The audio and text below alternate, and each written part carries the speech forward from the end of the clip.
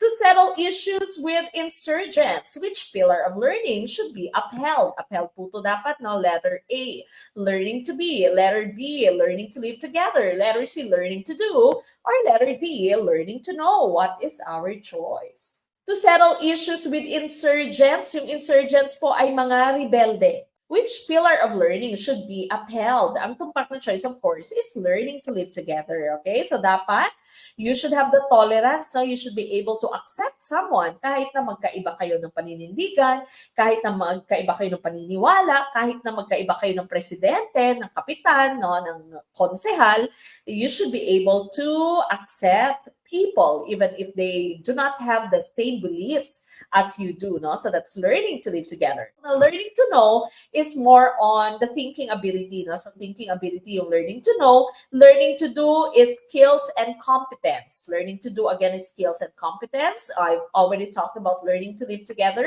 And learning to be is becoming the best version of yourself. Or sometimes learning to be lahat na. Okay? Samut-sari, lahat na andyan. Meron kang skills, meron kang competence, meron kang mental ability, you have the right attitude, no? That's also becoming the best version of yourself. So that's also part of your learning to be.